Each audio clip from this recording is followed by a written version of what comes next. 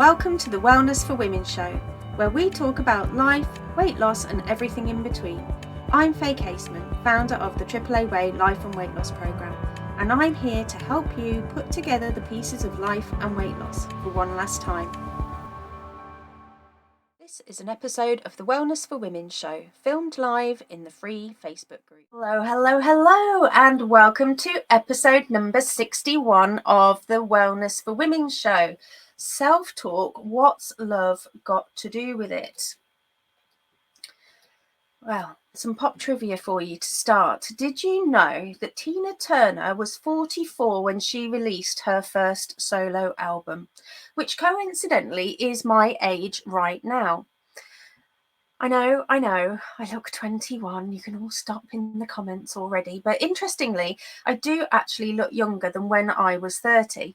I like to think I'm maturing like a fine wine, even if I do say so myself.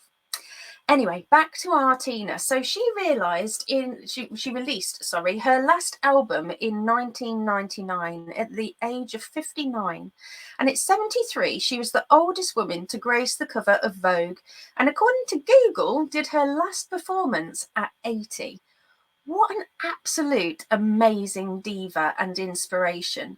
And what if Tina's self-talk, though, had been, I'm too old. Nobody will want to buy from me at my age.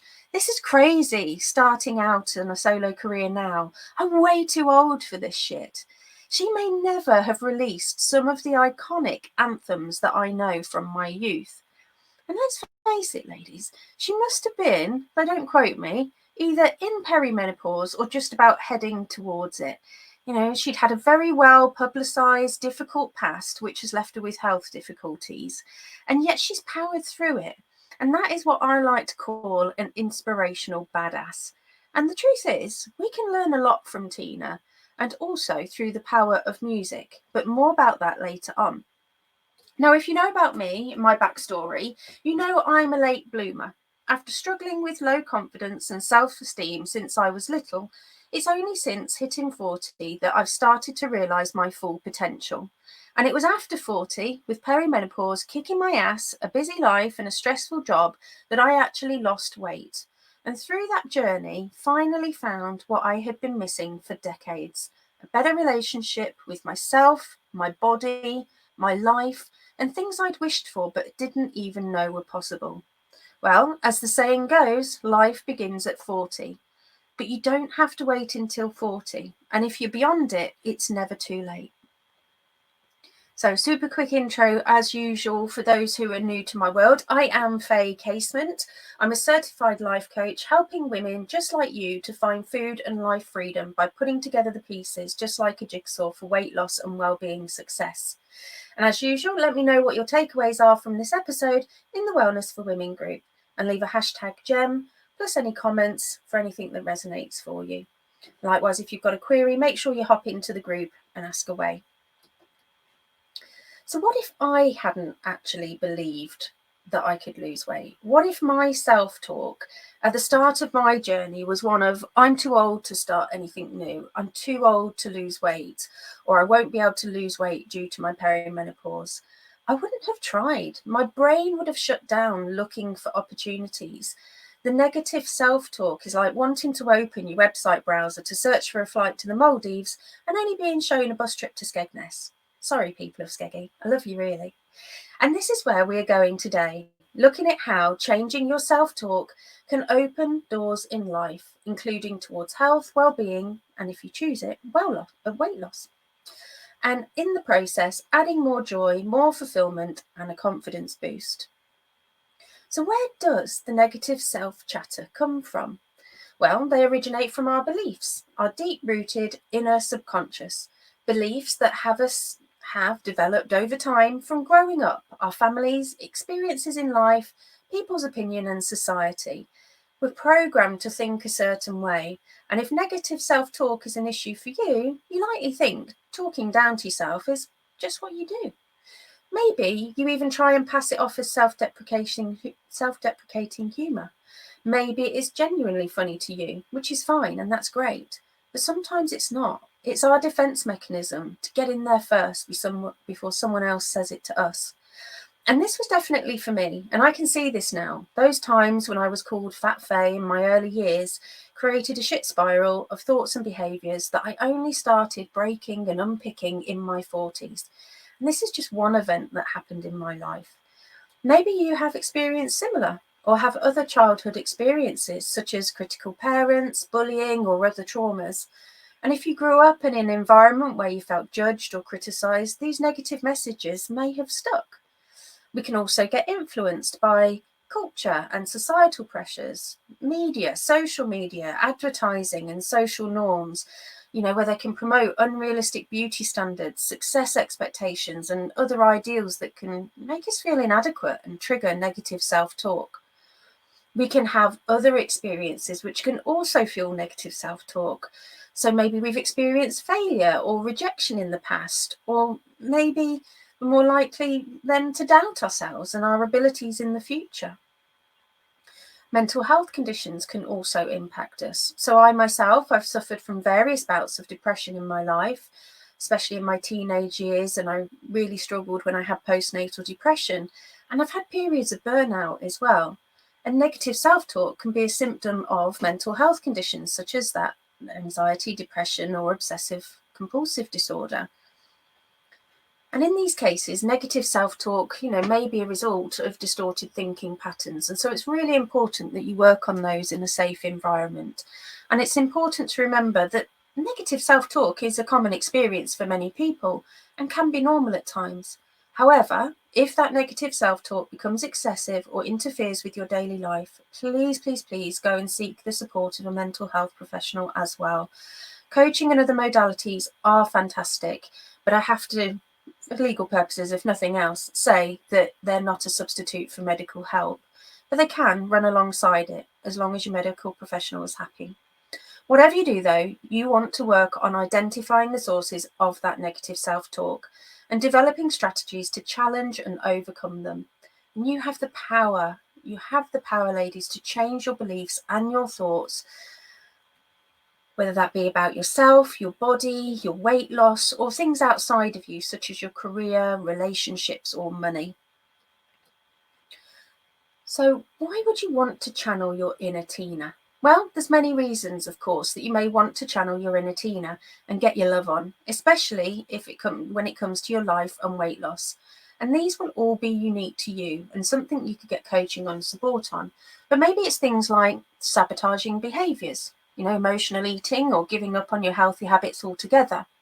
When we're constantly criticising ourselves, or we believe that we're not capable of achieving our goals, we can feel helpless and discouraged, leading to behaviours that are not conducive for our weight loss or our well-being. Maybe you've got decreased motivation. Maybe this is the issue.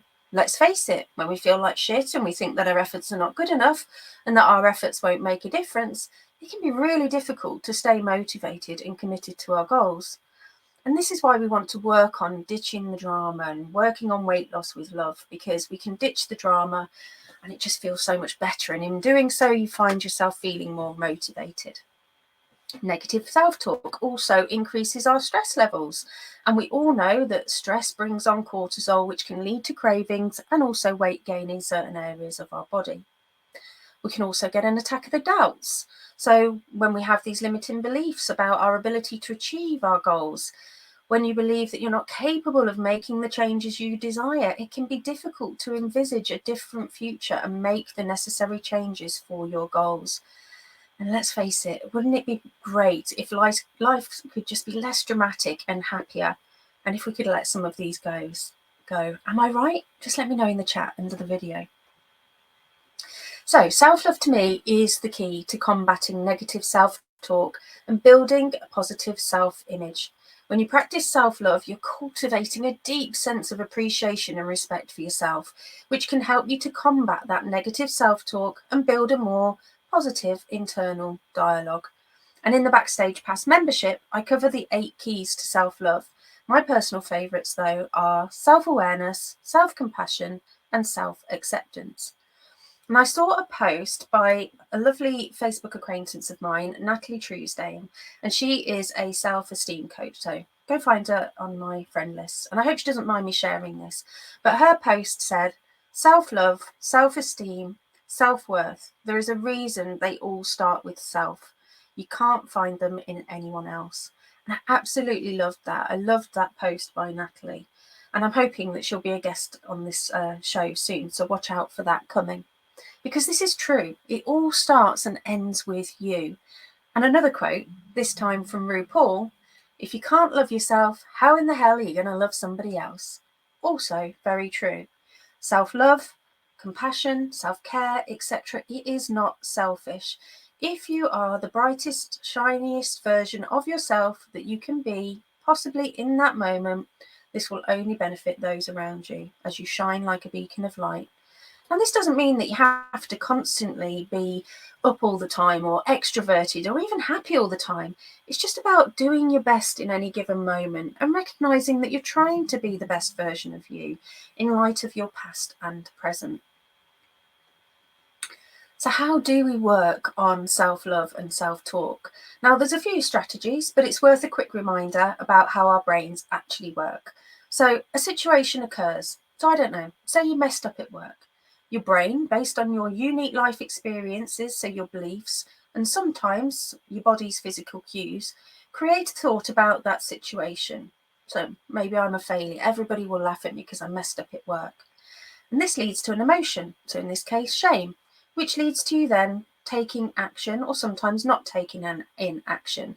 So you might call in sick, you might get defensive, you might have an argument with your partner or eat your face off in the fridge. And this ultimately leads to your results. More trouble at work than you started with, marriage difficulties, your weight loss journey's impacted. But the thing is, a situation is a neutral act until you put a thought to it. And the thoughts come from your beliefs that your body and mind believe in that moment. And those thoughts can either be positive, neutral, or negative. But the great news is you can change your thoughts. And this is the power of coaching. And you can also change your beliefs. And this is the power of coaching and something like a modality like belief coding, which I'm training in. And this is also where the AAA Way method comes in, as you use the awareness that you gather through the process to take action and stay accountable. And so in this case, because we're talking about mind work, then one of the common ways of dealing with this issue is by reframing. So any of my new Backstage Pass members listening, if you head to your dashboard, there's going to be a new resource for you on reframing by the end of this week, plus some growth work on how to get started. But for those of you who are not in the membership yet, for starters, I would love to have you in there. Of course I would. But if not, I want to leave you with some tips too. And so I want to outline for you how reframing works. So first up, you need to identify the negative thought. First step is in reframing that negative chatter is to just simply observe and notice. And again, we're looking to observe with love. It's, you know, we're not trying to add extra suffering on by adding extra drama to it. So again, you might have a belief such as I'm not good enough, or a thought such as I'll never be able to do this. Your next step is to challenge that negative thought. So by challenging it, you really want to say, is it true? And you can also say, is it true? So I like to say, is it true? Is it loving? Is it kind? And then I look to go into the next step. Because often negative thoughts are based on our limiting belief or past experiences that are ultimately no longer serving us. And so we need to let go of those. And by challenging those negative thoughts, you can start to see things in a more realistic light. Your next step is to reframe that thought. So you want to look to try and shift it from being the one that's currently setting you off in a negative loop to one that sets off more of a positive loop. So if your negative thought, for example, is I'm not good enough, you might want to then shift that into I am capable and deserving of success. So by reframing that thought, you can shift your focus towards positive and empowering beliefs that will help you achieve your goals. Next step, practice, practice, practice. It's important to practice positive self-talk on a regular basis. This might involve repeating positive affirmations to yourself, such as I'm worthy of love and respect, or simply reminding yourselves of your strengths and accomplishments through maybe a win journal or a gratitude practice. And the fifth step is about talking about it, seeking support. It can be challenging to work on this thing, and sometimes we can't see that we're doing it. So this is where something like joining my membership or hiring a coach or talking to a friend or getting accountability buddies can come into it. So my accountability buddies and I, for example, we leave each other daily messages on an app called Marco Polo, and we chat about our day, our plans, and things that we've got going on. And when we're verbalizing our stories, we can then catch ourselves in the moment and start to go, hold on, I just said such and such, and then start to reframe it. And if not, just by talking about that and getting it out of our systems, again, we feel better. But also when you've then got somebody else witnessing you, like we have in our accountability group, and likewise in the Backstage Pass member area, there's an accountability group as well. Other people can then start to help you to recognize those negative beliefs and point them out with love so that you can then reframe them from there. I also said that I would come back to music. I absolutely love music. I have various playlists depending on what it is that I'm working on. I have various songs that empower me. So my favourite being Unstoppable from Sia. I'm particularly partial also to Flowers by Miley Cyrus. I don't really have particular tastes or a band, etc. that I go by. I just go by how they make me feel. And so my last piece of growth work for you is to really channel your inner Tina and build a playlist that could help you when there's an attack of a negative self-talk coming on. And let us know in the chat what would be on your playlist. Some final thoughts for you. The time is now to work on your inner critic for you, but also for those around you. You can be the change. And to quote one of my favourite books, Everything is Figureoutable by Marie Forleo, you already have what it takes to transform yourself from a passive onlooker to a powerful creator of your own destiny. And we started with Tina and we'll end with Tina. Remember, you are simply the best. Thanks for listening. And don't forget, if you want to boost your life and weight loss the AAA way, check out the relevant links for today's show in the description. Speak soon.